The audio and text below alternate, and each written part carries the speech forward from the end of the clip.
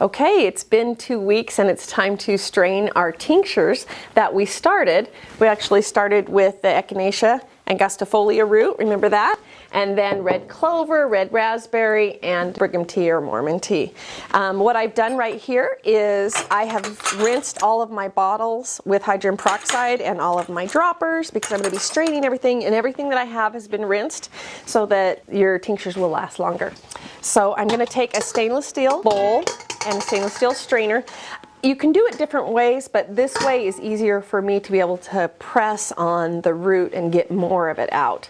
So I always take a piece of unbleached muslin and just reuse this over and over again. It'll get stained, but that's okay. It's still great and really usable. And when it gets old, it'll kind of rip on you, so and then you can just throw it away. It'll tell you when your muslin will tell you when it's done.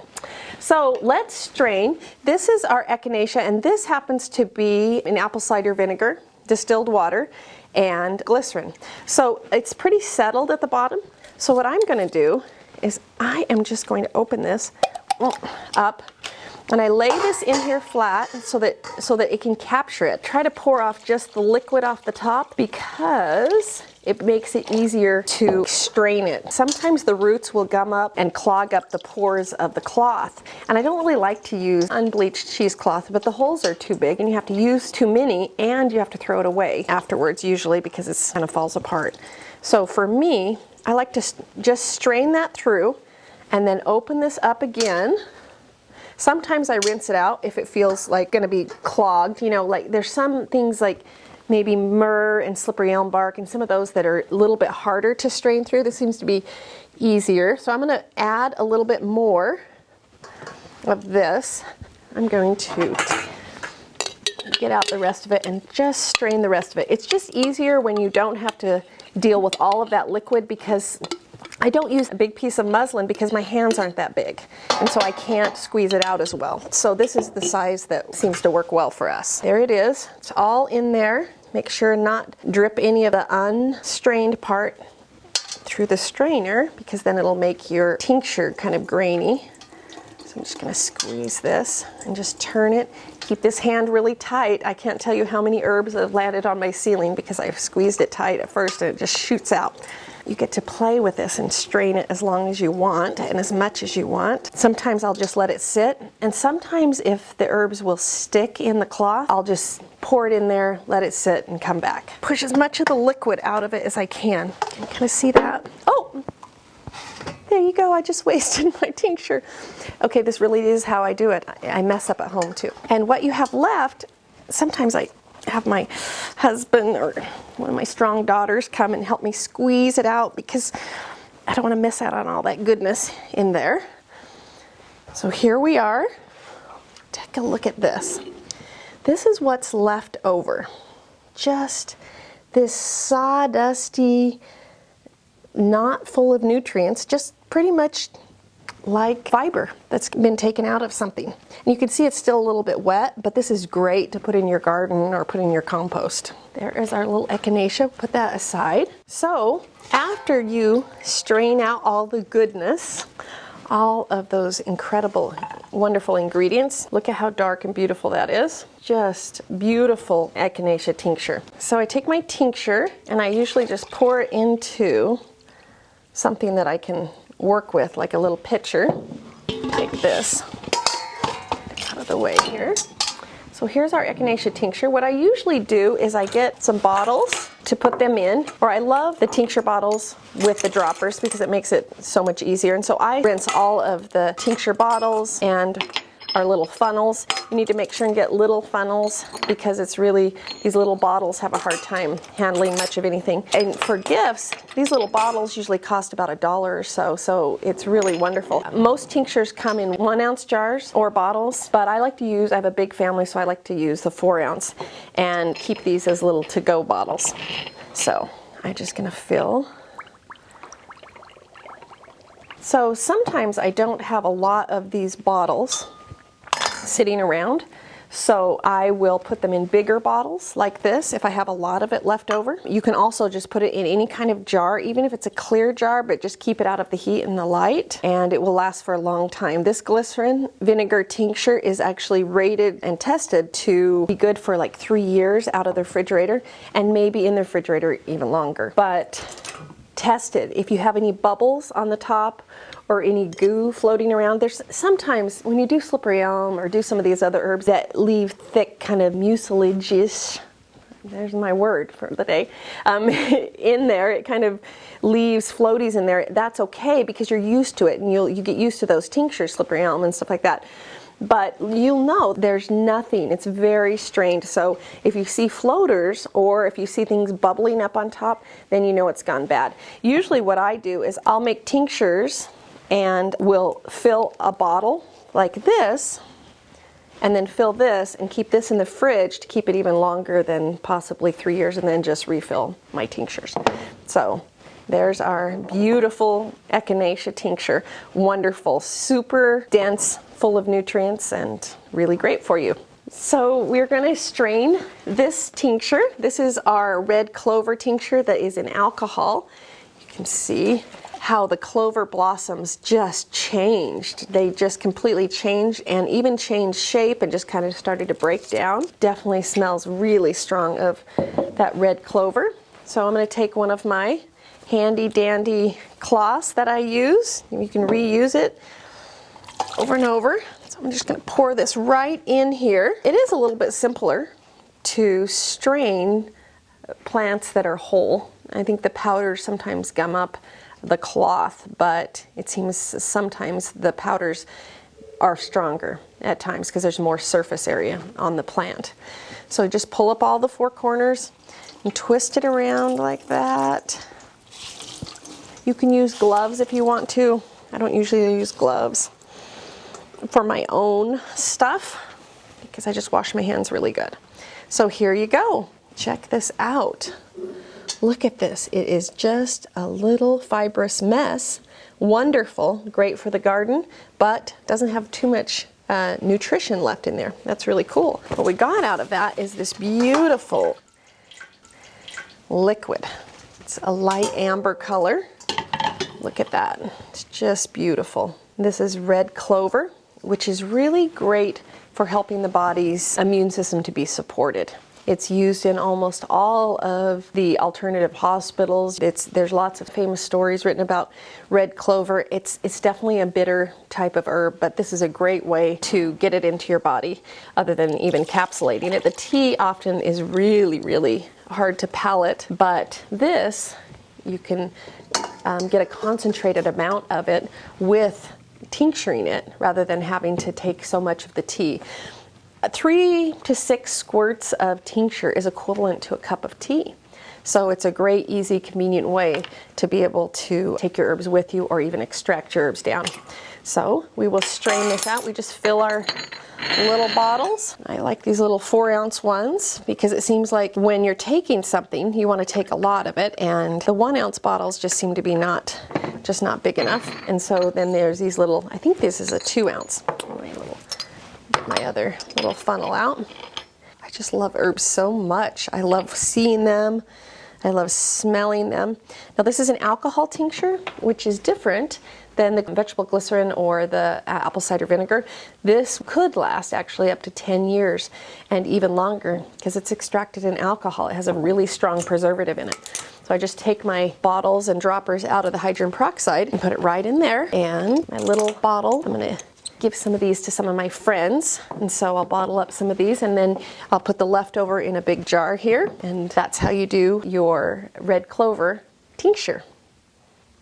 We're going to go ahead and strain our red raspberry leaves. Look at how beautiful that is. This has been 3 weeks since we put this together. This is just a glycerin distilled water one. This is a great one to give kids, to give elderly, to give pregnant women.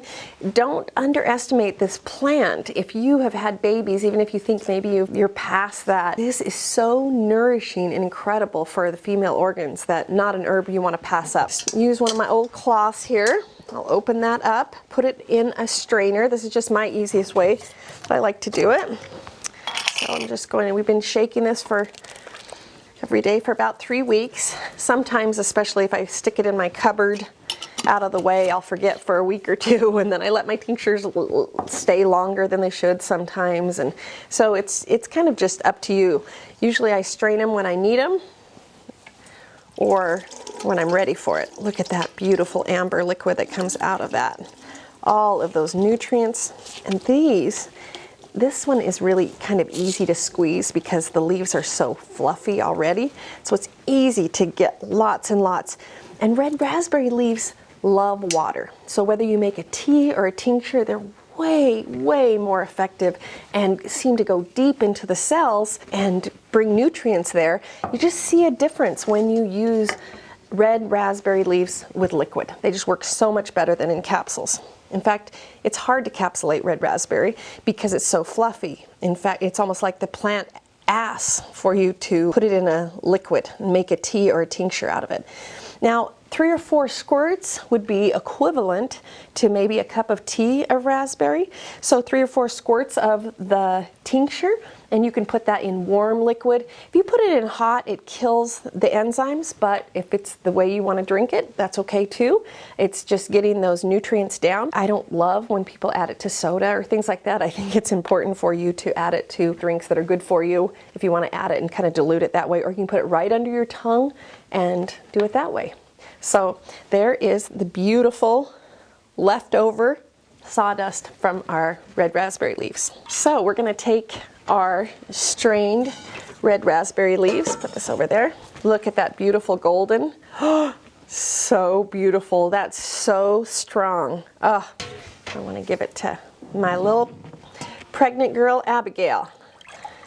This is the perfect tincture for her. You can make a combination. It's easy to make combinations with red raspberry for female support. It's just really, really wonderful. When I take my raspberry tincture, I will just take my bottle that's been rinsed in hydrogen peroxide, and then I have a little stainless steel funnel because I really like using just stainless steel or glass. I used to use plastic. As a matter of fact, I used to use, and still do sometimes, use dishcloths when I am out of muslin or my muslin is dirty. But make sure that if you're using a cloth like that, make sure that you rinse it out or don't use any fabric softener in it at all and use a natural detergent. At least wash that out ahead of time. Looks like I overfilled. Oh no, I didn't overfill it. There we go. Put our little dropper bottle on here. And grab a little jar. Sometimes I just save these jars to put leftover tinctures in because I don't always have these big, nice ones. And there we go. There's our raspberry tincture. Isn't it beautiful? Okay, let's strain our little Brigham tea. This is Brigham tea in alcohol, and it's been sitting for about 3 weeks.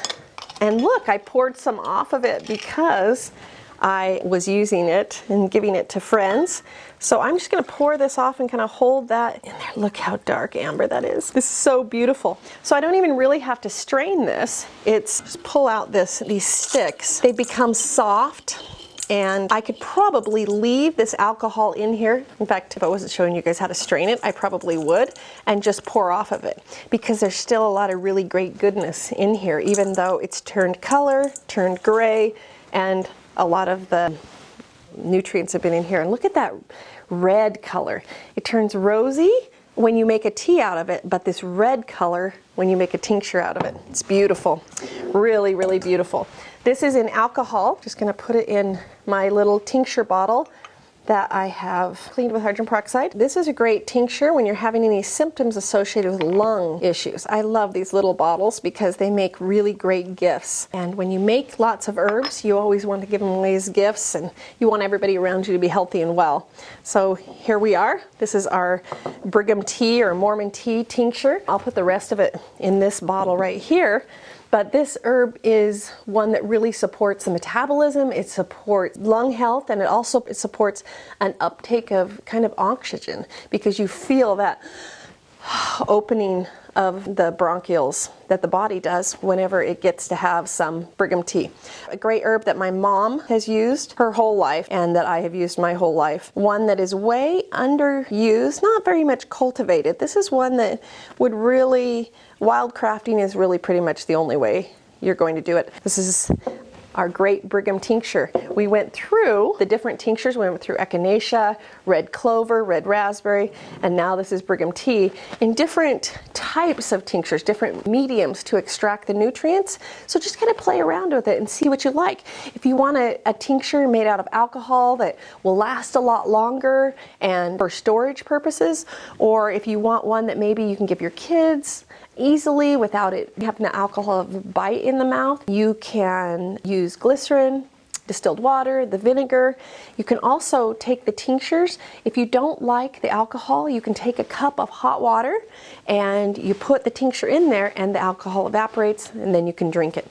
3 or 4, 6, 8 squirts of tincture in a cup can make a really nice cup of tea, but usually they taste pretty bad. And so I'll just take my tinctures and put them straight into my tongue and swish it down. I don't usually put it in other liquid. Herbs like red clover or herbs like golden seal root will make the whole glass of liquid, even if it's a juice, taste like that. And so I just take them straight and then wash them down myself. But however you get them down, when I don't like the taste of them, I'll put them in empty capsules and swallow them that way. But the empty capsules will pop in like 2 to 5 minutes, so you have to be really, really fast with your tinctures because I'm just a baby and don't like nasty tasting stuff. So sometimes when they don't taste so good, we even do that, especially when I'm pregnant.